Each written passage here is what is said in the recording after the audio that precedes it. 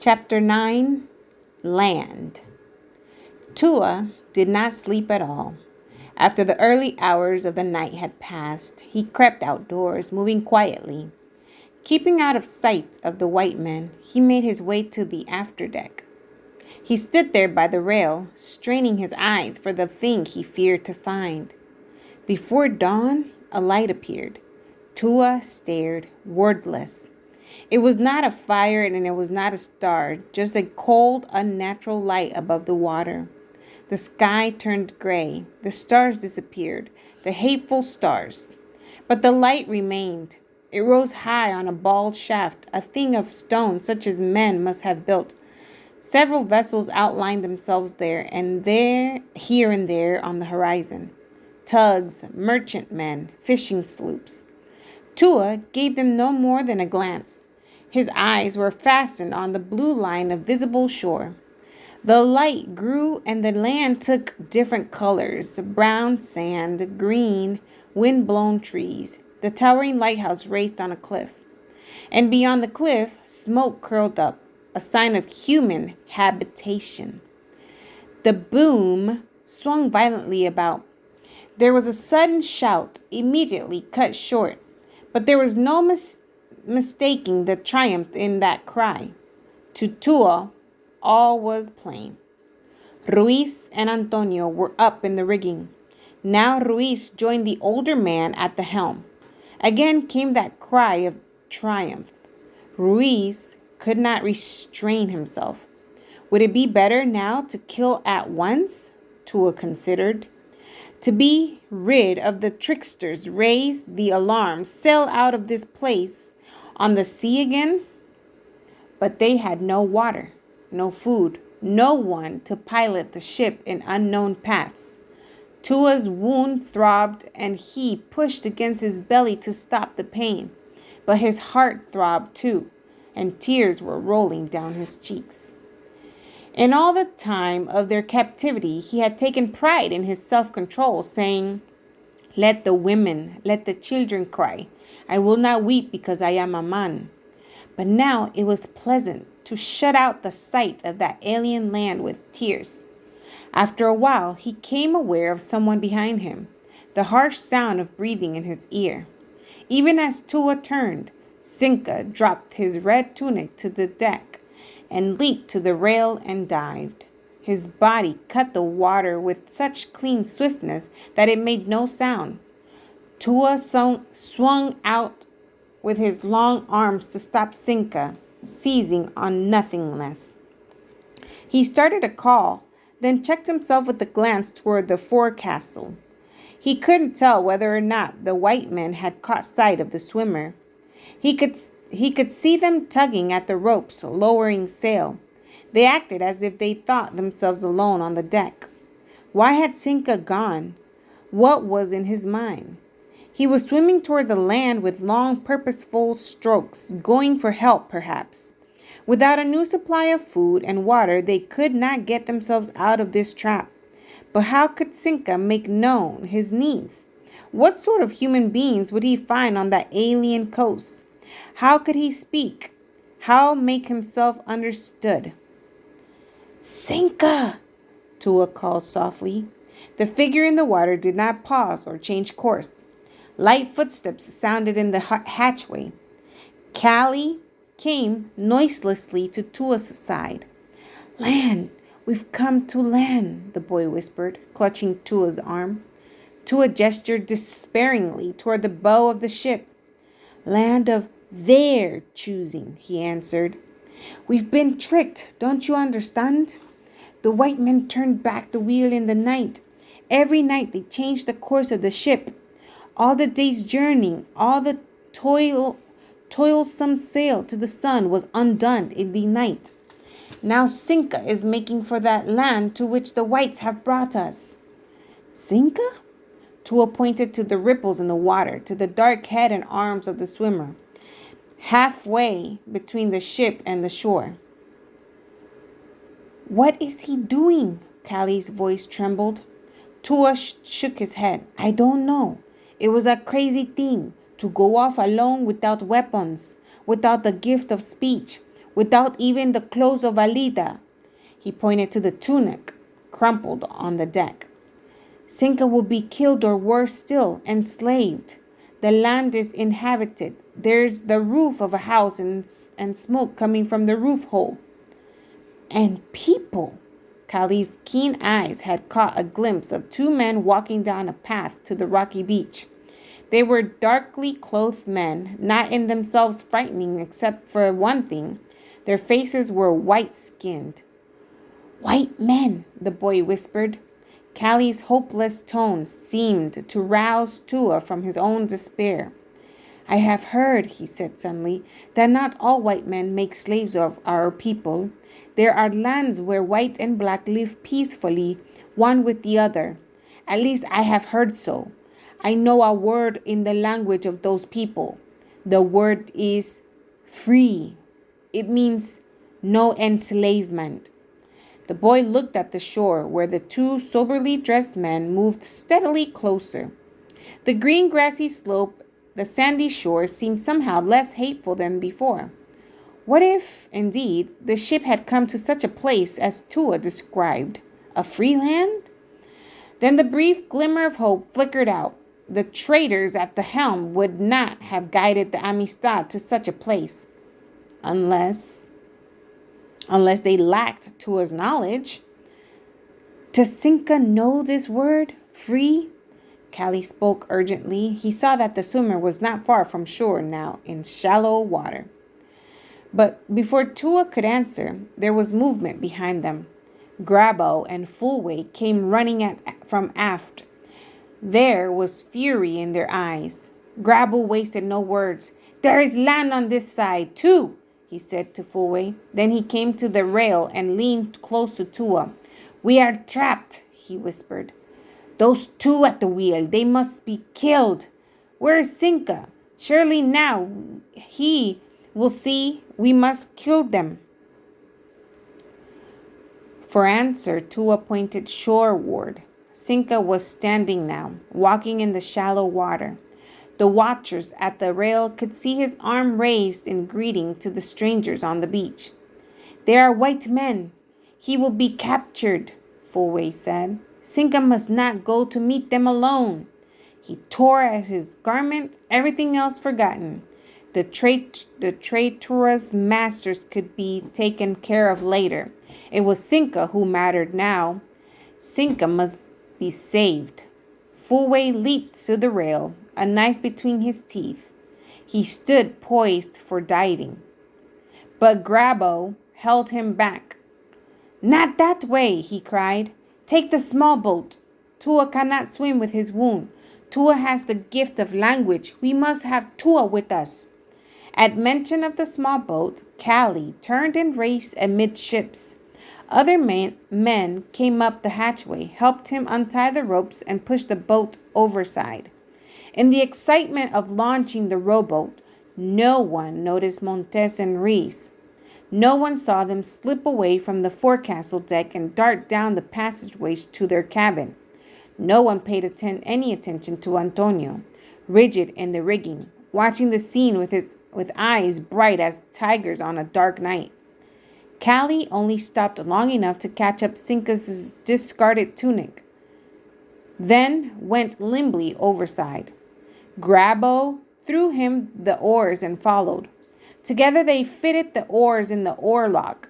Then they rowed to the spot directly below where Tua stood by the rail. Fullway had disappeared, but now he returned up the hatchway, lugging the box of coins from the captain's cabin. I think is lugging. Tua climbed painfully down. A jutting timber, a rope dangling almost to the water, and then Grabo's upstretched arms helped him. The barnacles cut sharp as knives. His legs and thighs were scratched and bleeding, but he did not notice. The attention of those in the boat, as of the others who crowded against the rail, was on the shore.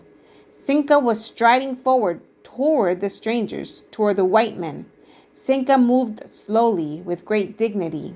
His arms, dripping with water, was raised in greeting. The unknown men had stopped short. They drew no weapons, but one never knew.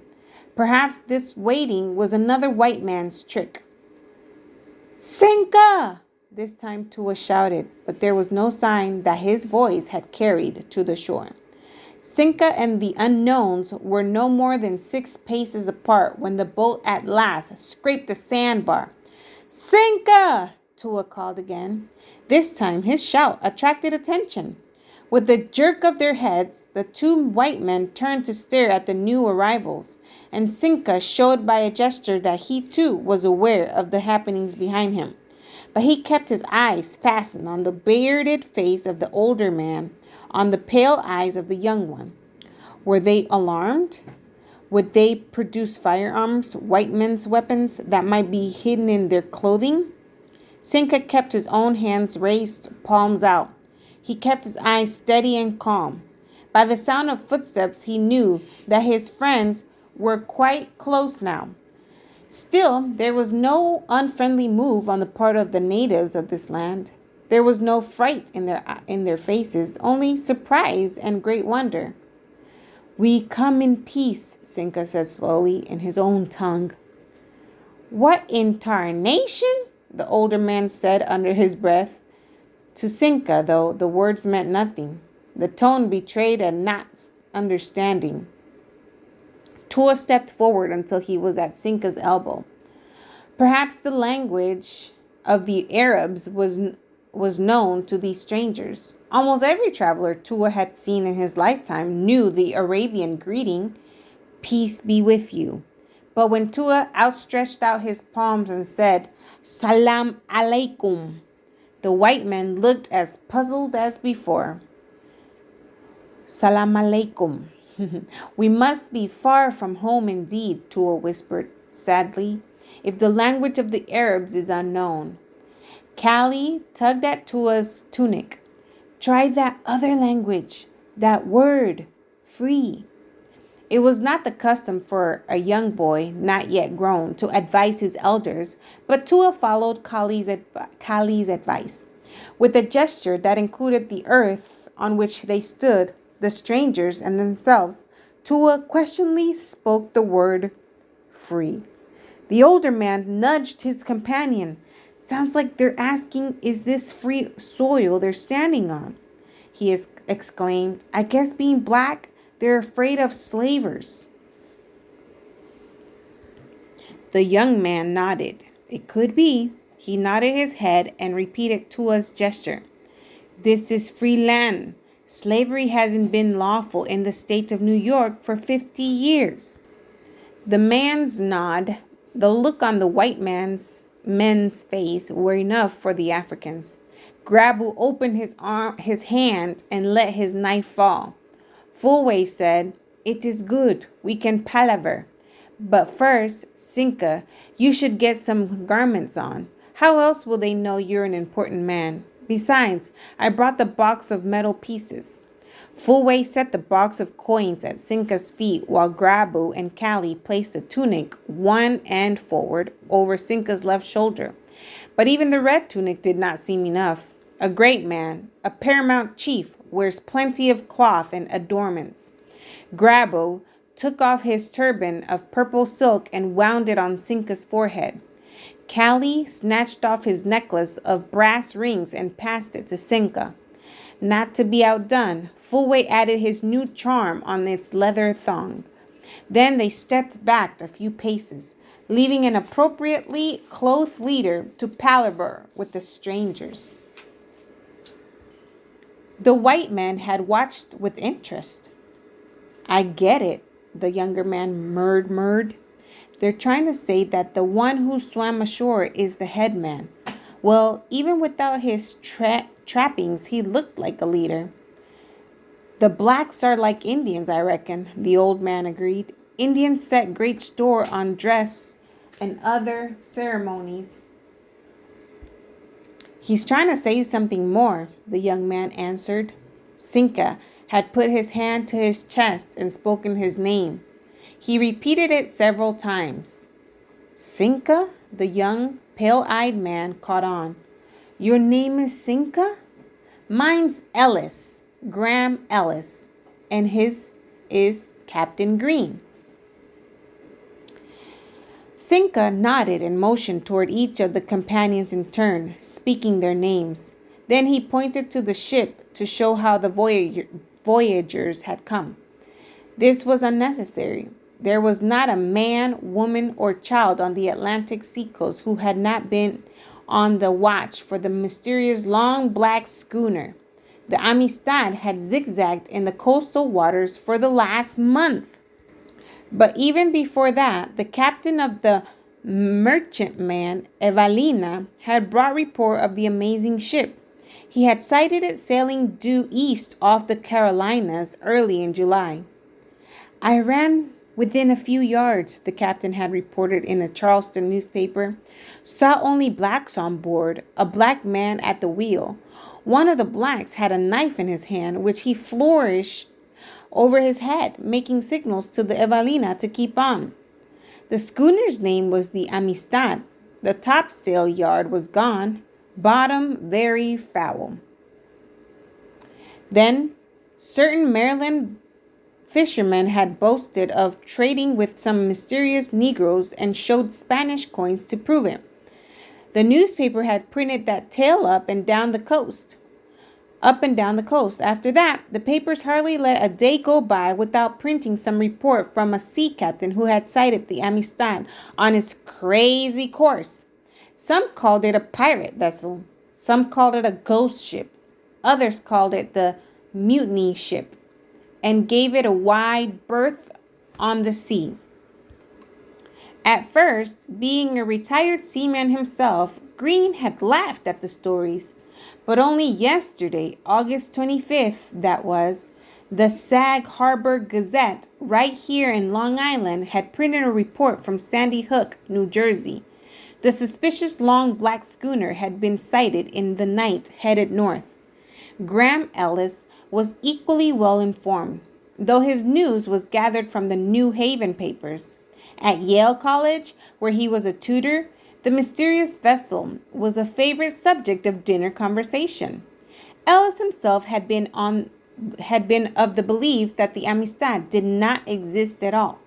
Now he was face to face with 5 black men who seemed to know only one word of English, and that word, free. There was a pause. The Negroes seemed to be trying to consider how to go on. There was whispered talk between them. Then the boy and the tall, lean-faced man came forward and carried the box they'd brought and placed it at Captain Green's feet. They opened the box with a flourish and revealed pile of money. "Tarnation!" Green muttered. "There must be $200 or $300 there. Where do you reckon it came from, Graham? What do they want to trade it for?" The answer to that last question took time and patience. The sun, to which Cinque pointed repeatedly, was high in the sky before Green and Ellis felt they had the thing clear. These Negroes evidently wanted to sail that ship to theirs, east to Africa. That ship of theirs to east. These Negroes evidently wanted to sail that ship of theirs east to Africa. They wanted supplies and a navigator. They'd give the money and the ship too, once they'd come to the end of their journey, to anybody who'd take up their offer. It looked like good business to Captain Green. The Long Islander was not rightly a captain. In his sailing days, he had never risen beyond first mate. He had somehow become known as Captain Green after he had quit the sea. But captain or not, he knew sail ships, and the Amistad, with a little fixing, looked seaworthy. Green didn't ask questions as to how the ship came into the possession of the Africans. They couldn't talk English, and the less he knew, the better. He looked on this as strictly a business matter, and he laughed at the younger man for the admiring gaze Ellis fastened on Cinque.